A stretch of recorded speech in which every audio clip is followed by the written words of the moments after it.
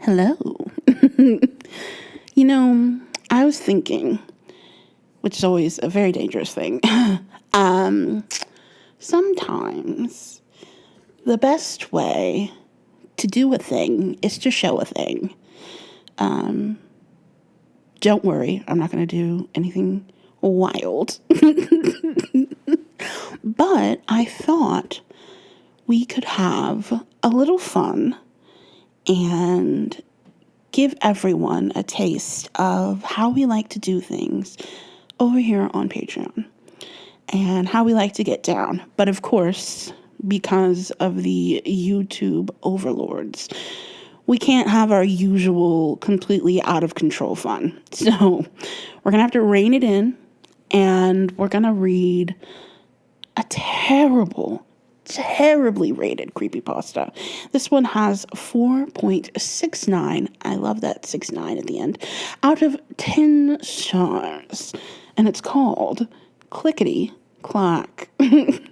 So if you happen to have a good time with this and you'd like to have a good time where the wheels fall off of the wagon,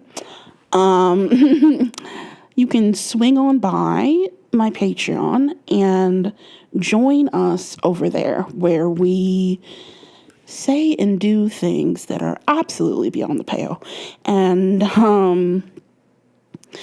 by we, I mean me, of course. I myself put myself through the torturous task of reading things that are not meant to be consumed by the human mind. So let's just dip our toes, shall we? All right. This is called Clickity Clack. It looks like this author loved it so much they didn't even put their name at the top. Amazing, I know. There was a family of 5, a mother, a father, and 3 daughters. The daughters' names were Jennifer, Jade, and Janine. Wow. Now I kind of want to know the parents' names because I want to know if they're also J names, because that would just be too far. Their father was a carpenter. His name is Jesus. Their father was a carpenter, their mother unemployed. The eldest daughters often excluded Janie. See, there I go. Janine. I already tried to call her Janie instead. I'm not trying to have a beef. If your name is Janine, I'm not trying to hate on your name. I just automatically called you Janie. My bad. The eldest daughters often excluded Janine from their group, so one day she ran crying to her father. Feeling sorry for her, that night he fashioned a wooden doll. It had a small, pointed nose, a purple dress, and woolen hair. When he presented the doll to Janine, she fell instantly in love with it. Janine brought the doll with her everywhere she went and slept with it every night. And now I'm just having flashes of the Twilight Zone and Talking Tina. I don't think this is going to go well whatsoever. Oh, no. My name is Talking Tina, and I don't like you. But Janine inevitably grew up. She started to lose interest in her old toys, and eventually the doll ended up behind her wardrobe. It spent years there, discarded and forgotten. Apparently Janine didn't watch Toy Story. You better respect them toys, girl. Until one night, not so long ago. Janine, now age 10, was sleeping in her bedroom. She turned in her sleep, thinking she heard a noise, but dismissed it. After a while, the noise became louder, and now Janine could hear it clearly. Clickety-clack, clickety-clack. She sat up in her bed and noticed her old wooden doll on the floor. But it had changed. It was standing on its stumpy little feet, all on its own. Its face was distorted into a sick smile, and it was holding something in its hand. It gave a leap and landed on Janine's chest. She shouted, but the sound was cut short as the doll plunged a dagger through her throat. Yikes, brother! That happened so fast. So fast. The doll didn't have anything to say. Just, let me poke you. When Jennifer walked into Janine's bedroom the next morning to wake her, a terrible sight met her eyes. Janine's face was a bloody, gory mess. Her bed was splattered with blood, and she had her old wooden doll gripped in her rigid hands. A dagger lay on the floor. Jennifer let out a scream, and soon the house was full of policemen and family. Everyone mourned the loss of Janine that day, and soon only the family was left in the house. They're not being prosecuted? Because I'm sorry, I don't see a world in which a detective is going to come into that house and go, oh yeah, definitely, the doll did it. The doll did it, not a member of the family. One of her sisters who have a great habit of, bullying her to the point that the father decided to make a doll. Like, you're not going to talk to the daughters about their excluding. You're just going to make her a doll. Okay. This has child's play written all over it. Down to the dagger. Everyone mourned the loss of Janine that day, and soon only the family was left in the house. That night, they cried themselves to sleep in their separate rooms. Wow. Is the doll still there? I hope it is. I hope someone's... Let me just keep going. As Jade slept, she felt that somebody was watching her. She looked around her room through eyes that were blurred with tears and spotted the old wooden doll outside in the hallway. They didn't take it for evidence. I feel like if someone is unalived and it's going to be investigated, that maybe there's just the slightest sliver of a chance that the thing that they're gripping, like death gripping in their hand, is going to be collected in evidence. You know what I mean? Like, if the doll had taken off afterwards, yeah, sure. Like, the doll's in the walls. Ooh, doll wall. But no, the doll's sitting there. And now it's gonna, clickety clack. Don't talk back to everybody, I'm assuming. I think we're seeing why this has the rating it has, and I'm very excited. She looked around her room through eyes that were blurred with tears and spotted the old wooden doll outside in the hallway. She turned over in her sleep, trying to sleep away her pain, but she couldn't shake the feeling that she was being watched. Clickety-clack, clickety-clack. She sensed the doll before she felt it. It landed with a thump on her legs and took out a long, sharpened blade. Jade screamed as the blade pierced her legs. The doll ripped out tendons from her leg, and she writhed in agony. How big is this doll? That you're just like, oh yeah, take my legs, doll, take it. Go ahead, take my tendons. I don't need them. I'll just scream while you remove my tendons. Oh, make chicken tendies with my tendons. Oh, man. Her father burst into the room, shotgun ready. The doll took another long knife from its back and hurled it with extreme accuracy. Oh, doll's been training. The knife jammed itself into the father's heart. He was dead before he hit the floor. Oh, wow. Incredible. Jade dragged herself to the door, desperately trying to escape, but the doll was too quick. Clickety-clack, clickety-clack. It was over to her in seconds, driving a blade through her eye and into her brain. The doll ran through the hallway, the smile still plastered on its demonic face. The mother woke with a start, seeing a face leering over her own. She thought it was one of her daughters or her husband. See, this is why I say, how big is the doll that you're mistaking it for a human? But as her vision cleared, she could clearly see the wooden face. Her life was over before she even had a chance. Jennifer woke up to the squeal of her mother. She walked out of her bedroom door to find the bloody figures of her father and her sister on the floor, bathed in moonlight. They were unmoving. As she approached her parents' bedroom door, Janine's wooden doll ran out, clutching a knife and a large section of her mother's scalp. Yikes! With her hair still attached.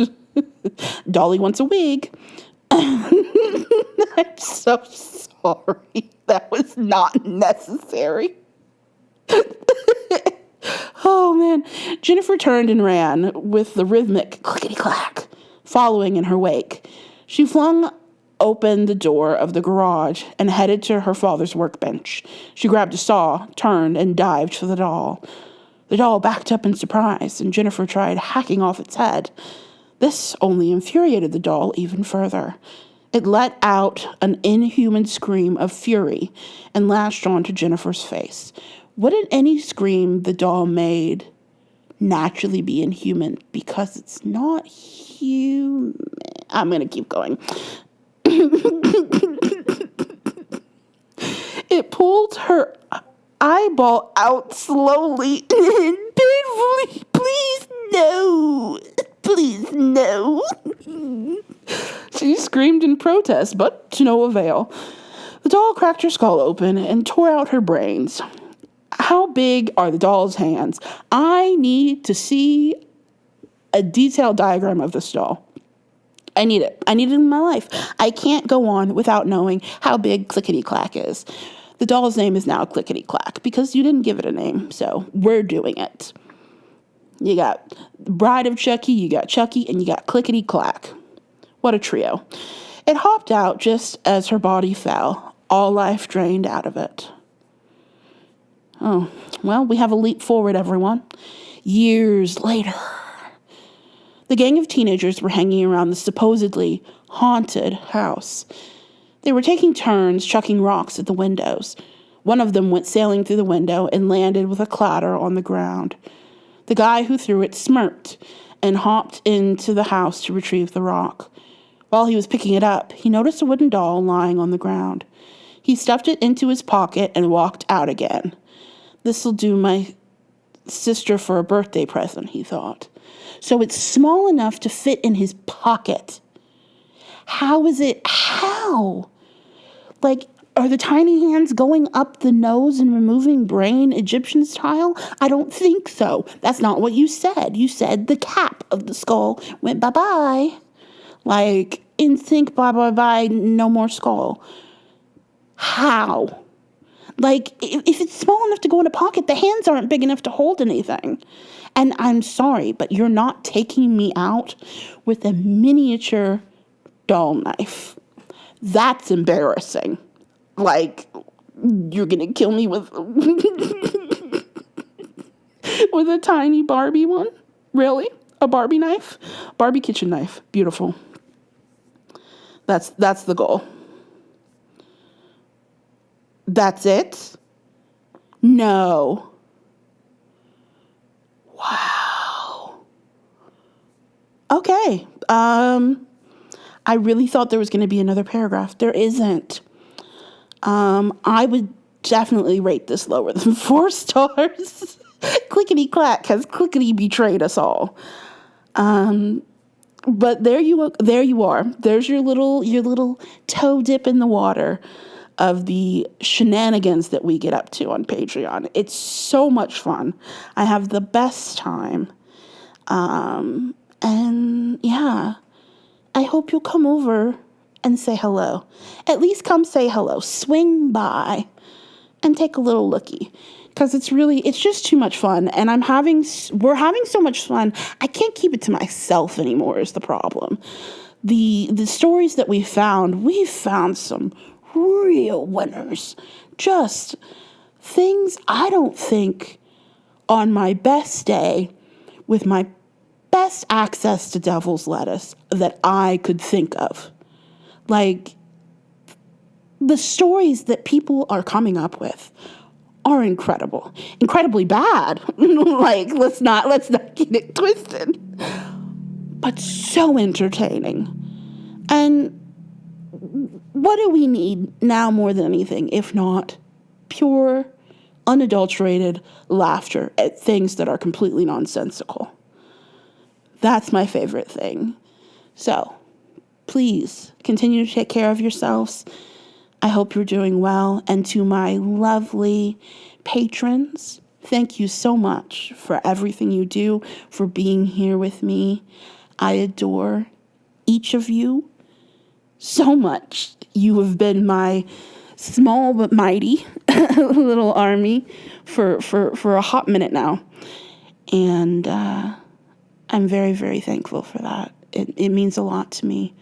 I know the world's very uncertain right now, and it's not financially easy for anyone. And so for you to enjoy what I do enough to put that financial support behind it, it means a lot. And I hope you know that it does not go unnoticed or without an immense amount of gratitude from myself. So, yeah, thank you all so much for being here and for supporting me.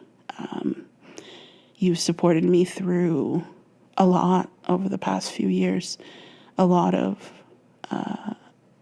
breaks that I've had to take, and you've been incredible, understanding, even here on YouTube when I've had to post that I've needed time away. Everyone has been so lovely. It's incredible because I think as creators there's this fear about relevancy, and that if you sit down to rest for even a moment, that you'll lose everything. And realizing that that's just not true, and that in order to create art, we have to take care of ourselves, because it really is an expression of ourselves, and it's giving a piece of yourself. And it's important to tend to your own garden, tend to your own heart in that process. So I definitely would encourage anyone, whether you are in the creative field or not, to just remember that even when it's hard, when financial life and the hell that can be adulting comes calling, that you, as a human being, as a person, are what matters most. And so that means, yes, take care of your vessel, but also take care of that heart. Take care of that heart of yours. Take care of that mind, because they are beautiful and important, and you matter so much. And I am so thankful for each and every one of you being here. It means everything.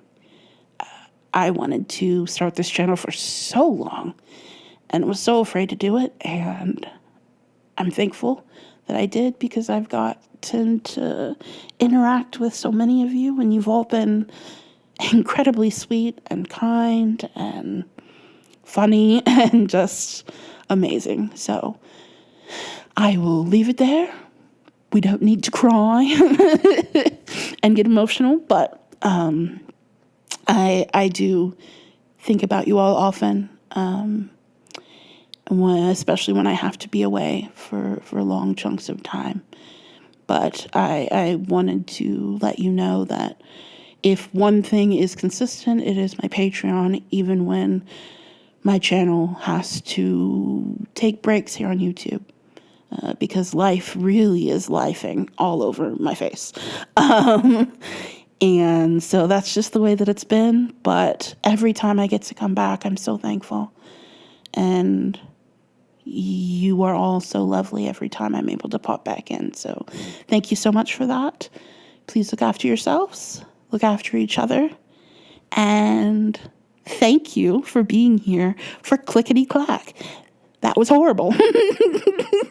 Absolutely terrible. And I will see you again just as soon as I possibly can. So please hang in there, and we're going to get through whatever comes next. Mwah. Bye.